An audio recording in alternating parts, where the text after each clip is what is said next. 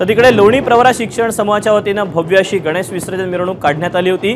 4000हून अधिक शालेय विद्यार्थी या मिरवणुकीत सहभागी झालेत। एक गाव एक गणपती या उपक्रमातून सुरू असलेल्या गणेश उत्सवात ग्रामस्थांचा मोठा उत्साह पाहायला मिळाला। महसूल मंत्री राधाकृष्ण विखे पाटील यांच्या हस्ते गणरायाची आरती पार पाडल्यानंतर विसर्जन मिरवणुकीला खऱ्या अर्थाने सुरुवात झाली। यावेळी मंत्री राधाकृष्ण विखे पाटील, शालिनी विखे पाटील आणि माजी मंत्री अण्णासाहेब म्हस्के पाटील यांनी ढोल वादनाचा आनंद घेतला। यानंतर आपण पुण्यात जाऊया तर जयदीप भगत आपल्या सोबत आहे। जयदीप, जसजसा तास पुढे सरकतोय त्याचप्रमाणे मिरवणुकीतला उत्साह देखील तितकाच शिगेला आपल्याला पुण्यामध्ये पोहोचलेला पाहायला मिळतोय। काय सध्या चित्र आहे? नक्कीच दीपक, मोठ्या भक्तिमय वातावरणात आणि उत्साहामध्ये लाडक्या बाप्पाला निरोप दिला जातोय। मी सध्या आहे पुण्याच्या बेलबाग चौकामध्ये।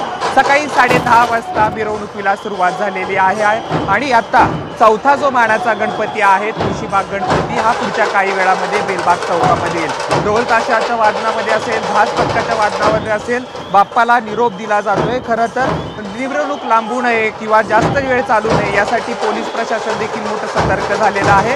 तसेच अनेक वेळा पुणेकरांच्या शिस्तीचा प्रत्यय देखील आलेला आहे। अनेक ठिकाणी जो आहे जे काही भाविक गणेशोत्सव जे भाविक आहेत ते जखमी झालेले आहेत त्यांना ॲम्ब्युलन्सला देखील पुणेकरांनी वाट करून दिलेली आपल्याला पाहायला मिळतोय।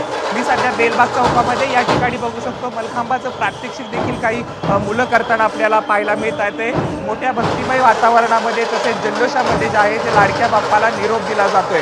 खरं तर पुण्याचं आराध्य दैवत असलेला दगडूशेठ हलवाई गणपती मंदिराचा जो मंडळाचा जो गणपती आहे तो देखील 4 वाजता जो आहे तो मार्गस्थ होणार आहे।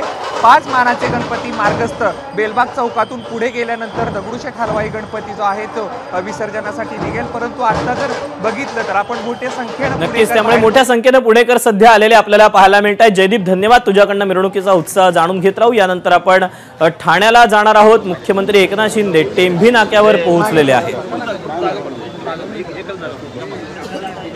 मुख्यमंत्र्यांकडून ठाण्यातल्या श्रीगणेशाचं आता पूजन करण्यात येणार आहे आणि त्यानंतर मिरवणुकीला देखील सुरुवात होईल।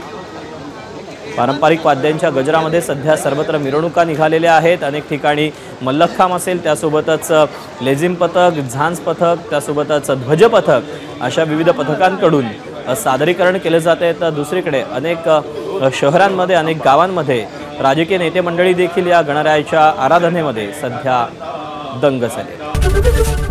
एबीपी माझा, उघडा डोळे बघा नीट।